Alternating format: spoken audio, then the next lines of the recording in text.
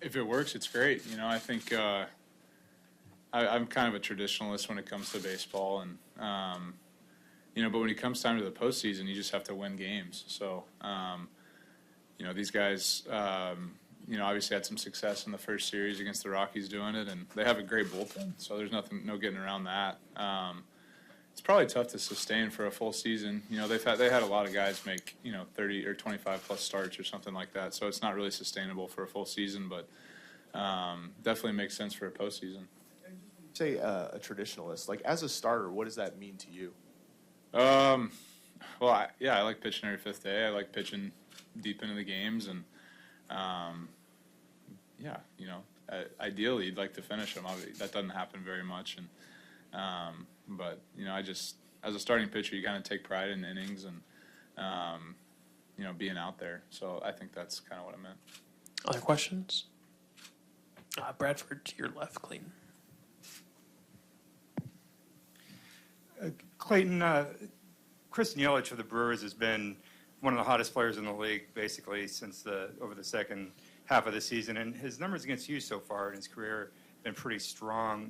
What are the unique challenges he presents at the plate? Really good hitter. Obviously, he's had a tremendous second half. I don't know, who knows if this is what he could have done in Miami, just in a new ballpark, but he's definitely swinging the bat very well. Honestly, I'm about to go look right now, so I don't know what he's changed since the last time I faced him or anything like that. But yeah, he's gotten some hits off me for sure, and try not to let him do that tomorrow. Other questions? Nothing else for Clayton? Awesome. Pedro, to your left. Sorry, Clayton. It's all right. One last one. I'm or here maybe. already, yeah. You were here during the heyday of Matt Kemp, and now you saw him return this year. How do you explain what he was able to do this year? Well, he's a very talented hitter, regardless of, anything else going on. He's always been able to hit the baseball. So, him coming back, I think the only difference really is that I think he's just, it's hard to explain. I think he just is, he's really bought into what we're doing here, and I think leaving and then coming back maybe helps him realize how good of an organization it is, and some of the things that we're trying to accomplish. He said it himself, getting back to the postseason and not playing on winning teams and things like that is, can be taxing when you're used to doing that in the postseason and going. So as far as a player, offensively, I don't see a whole lot of difference. I remember in 2011 when he very easily could have been the MVP, and that swing is definitely still in there. Couple last ones. To your right, Clayton. Clayton, the Brewers lineup is very similar constructed to the way the Dodgers is. A lot of different pieces that can mix and match. Does that make it tough to kind of prepare when you have so many options that you might see, or are you just more focused on what you do each time? Yeah, you try to prepare for 8 guys, and then obviously Gio, who can swing the bat a little bit. But, I think the outfield's obviously set. Kratz looks like he's swinging the bat well, probably will catch. And then it's really just a matter of 3 infielders for 2 positions. So it's not that hard to figure out what they're going to do. And, maybe have to prepare for one more guy. But I've got a pretty good idea of what I'll see tomorrow. One last one. We'll finish up with Joe. Clayton, what about the challenge that all their right-handers will present tomorrow? A lot of them have really, really good numbers against lefties, especially this season. What kind of challenge will that face? I don't think it's any different than any team that has a lot of right-handed batters. It's very similar to the Braves that we just faced. They have 3 lefties that they can play. Yelich, obviously, Moustakas, and Shaw. And, I don't know if all 3 will play tomorrow with Scope being able to play as well. But, anytime that I've pitched in my career, it's always been, a lot of righties. So you're right, they do have a lot of talented righties. So it's just like any good team. But just try and get them out. No, I haven't seen them in a while, so definitely try to see them tonight or something. They have practice today or something, so relationships always go further than in sports. So enjoy them today, and then tomorrow try to beat them. All right. Other questions? Joe, sorry, to your far right, guys. Go ahead. First of all, Manny, is it kind of weird being in this podium twice in 1 year? And then on a serious note, for the way the Brewers kind of use their pitchers, does it make it hard as a hitter to prepare when there's a chance you might see a different guy every time you're up? No, I mean, you try to stick with your same approach as a team overall. You try to stick to your strengths. Obviously, there's going to be different guys on the mound, and the scouting reports out there knowing what they're going to try to do to us. But just try to stick to your strengths. And Joe, to your right. Manny, just piggybacking on that first question, for those of us who don't know, what is your relationship like with Scope, and is it strange you both traded around the same time? You were almost traded here, and now you meet up in the postseason on opposing teams. What is that feeling like? I mean, we go way back. I mean, known him for 8 years. We came up together. We started playing together. We've done everything together for 8 years in the organization. And, we grew a relationship. He's one of my best friends. And, it's just relationships that you built on, through years. And, he's one of my best friends. In the upper right, Fran.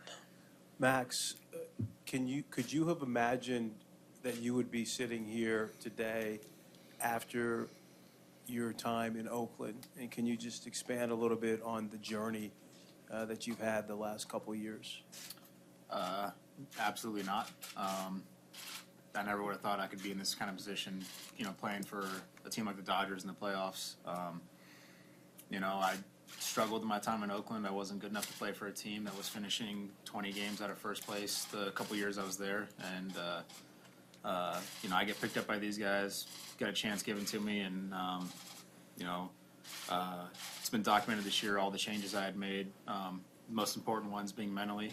So to be able to get to this point has been an incredible reward and an incredible journey.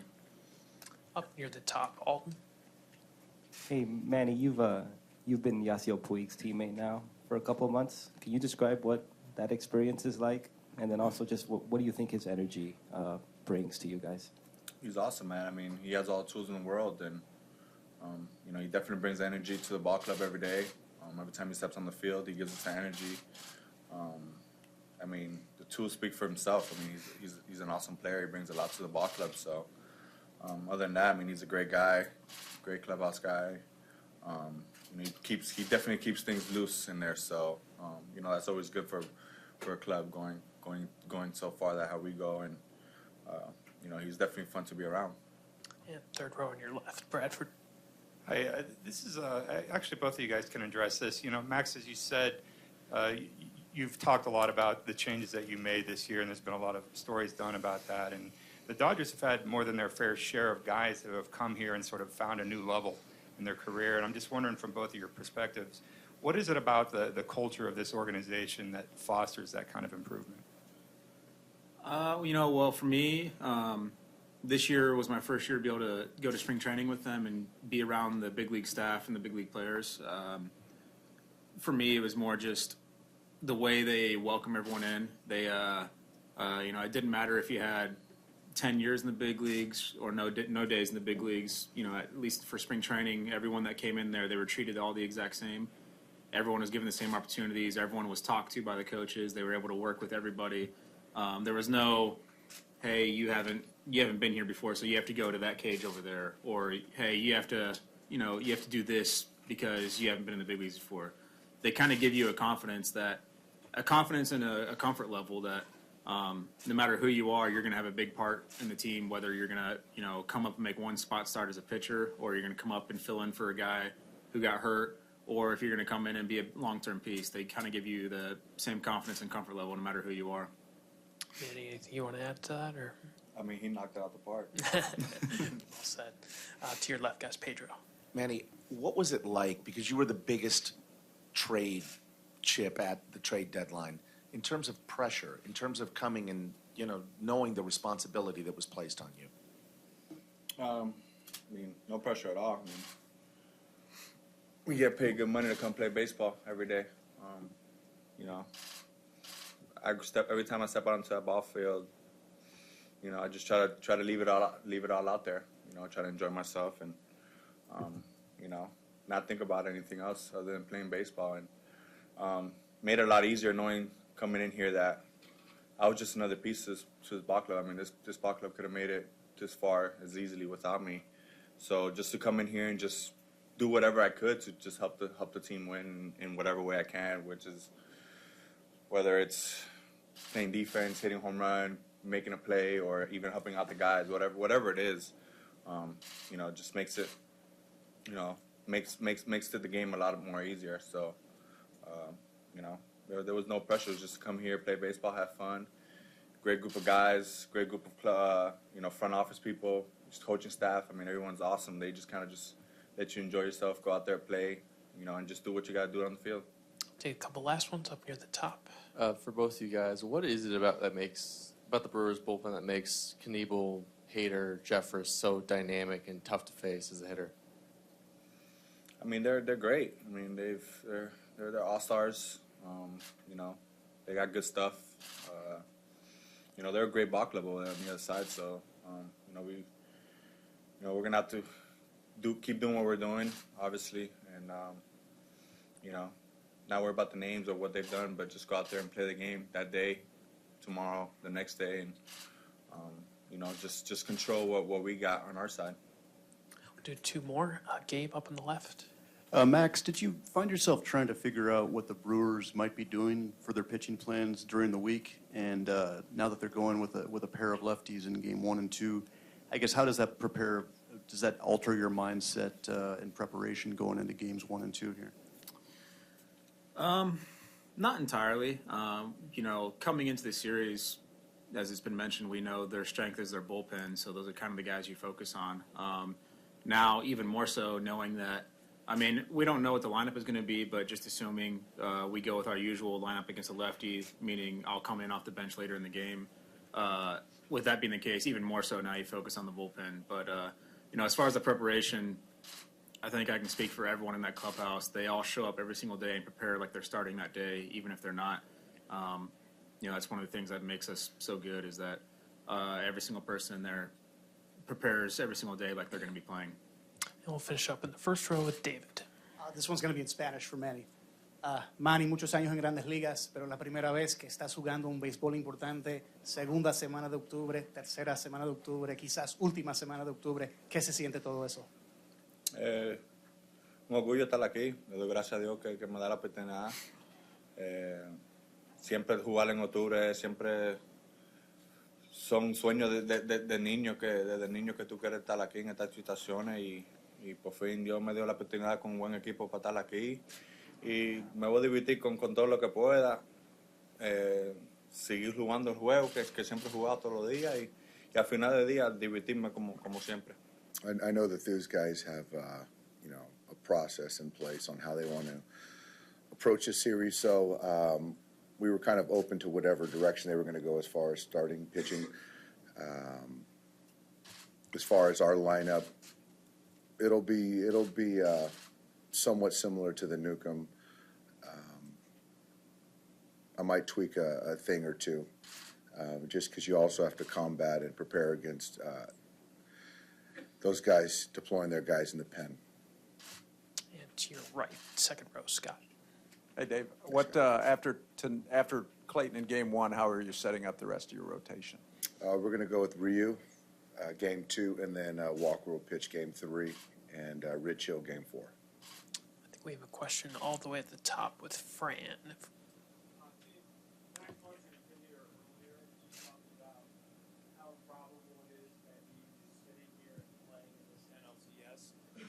What's it like for you as a manager when a player has the kind of unexpected year that Max has had?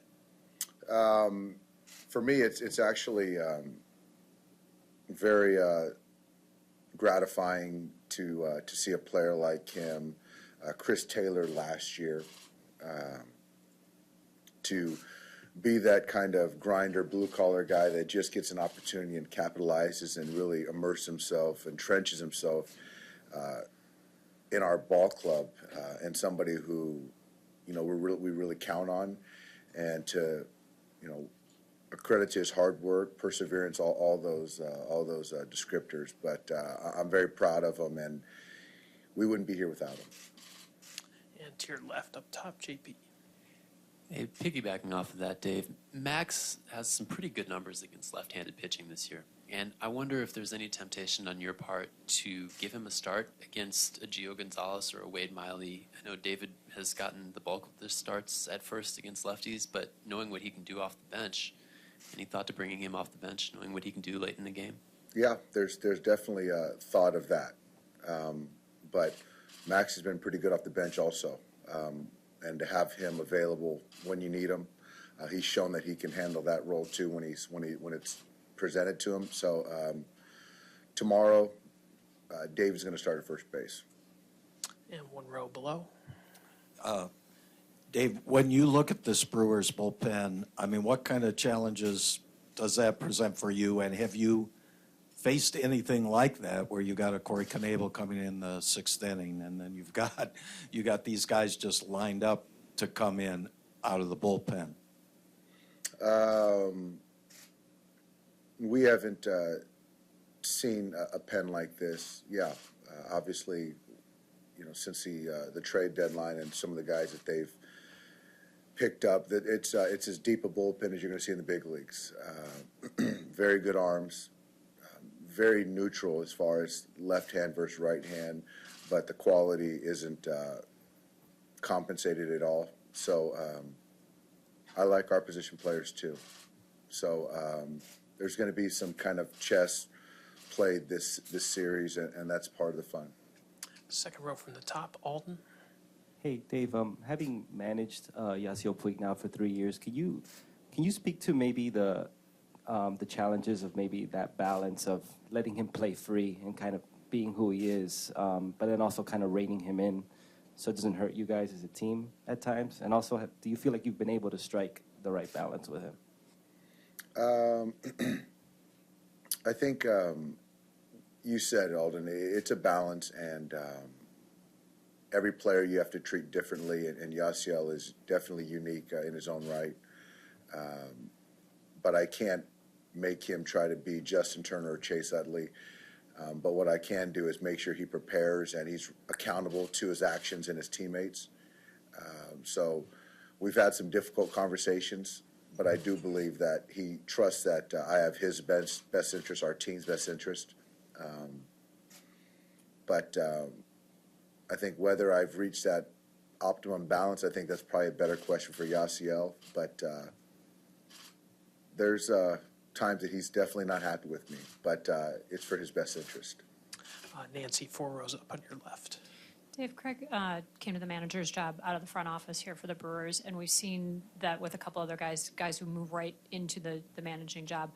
What do you think that's going to become more of a trend, and what advantage is it to maybe do it the way you did versus somebody who comes right in from a playing career?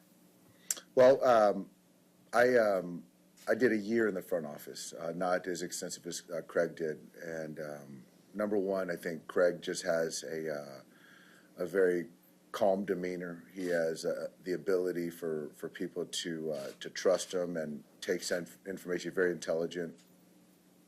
Just having somebody put in this chair that understands what the front office is trying to implement and philosophies and there's a lot of debates and discussions, but for someone to be open to that and to be able to get that to the clubhouse and to kind of land, it's unique. It takes a unique person, and Craig certainly fits that. So I can see how the trend is going because there's a lot of good stuff out there, but you still have to put that right person that the players and coaches respond to. We'll stay in that same row.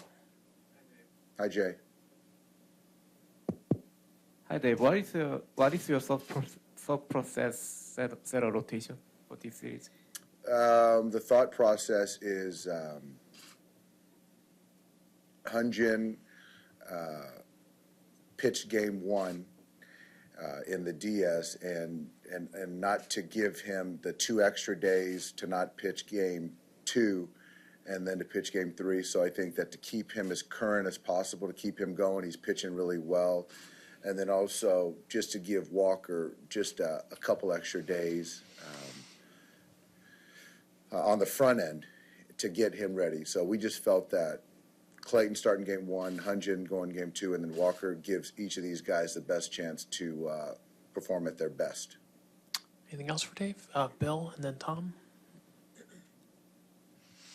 Dave, we've heard so much this year about bullpenning and openers, and the Brewers have been fairly aggressive about using those things. Do you see that as the next evolution of the game, or is that a strategy just born out of the moment and circumstances? I think it's. I think the Rays did it a little bit. Obviously, you'll see it a little bit more. I think it's good until it's not.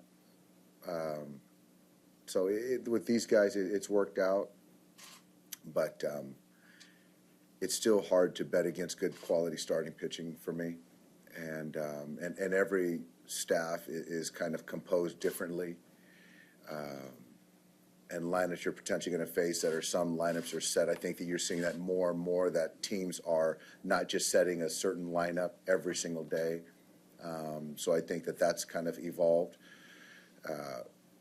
So I think that, yeah, Bill, you'll see it a little bit more, but sustainability, not so certain. We'll stay right there with Tom. Dave, you guys met in the middle of the season, and Yelich was playing well then, but he sort of kicked it into a new gear the last 5 or 6 weeks. What did you hear about him? What did your scouts say about him? And what's the challenge of a guy who's playing at that level to get out? Well, he's clearly a guy you don't want to let beat you. He's covering a lot of different zones. He hits left-handed pitching, right-handed pitching. He's using the big part of the field. He can shorten up and get a base hit when he needs to. So I think for us the key is obviously you're aware of him, and you have to kind of sequence him the right way because he's swinging the bat very well, and he's an MVP. And up near the top, Tim. Dave, given the strength of their bullpen, I know this time of year you don't generally see bad bullpens anyway, but and the length that they expect to get out of their starters other than maybe Chacin, meaning shorter length, do you feel like these games could actually be decided in the early to middle innings versus as compared to other series you've played at this time of year? That's fair. Obviously, their highest of leverage guys are going to be used or have been used with leads. So it is important that if you can get a lead, it kind of changes their kind of way they deploy guys. And every inning's important, but when you look at their guys in the pen, it's tough to score runs. You know, they do a very good job of preventing runs. How long each guy goes, that's up to Craig. But I do think that in a 7-game series, to really, regardless of how good a pen is, the more innings you can have them log, I think that that's in our best interest. So the idea of beating the starter still, for me, makes sense. Do 2 last ones. Gabe up on the left. Yeah, Dave, in terms of communicating to your guys the why of what you're doing, how does that dynamic change in the postseason when things move so quickly and obviously emotions are a little more heightened? Well, the why is explained a lot through the regular season, and in the postseason, things do happen more quickly, and it's more of there's got to be a trust kind of embedded in your culture and your team where you just have to kind of do what you're asked because there's a lot of thought and preparation that goes in every decision we make, and fortunately for us, we have that.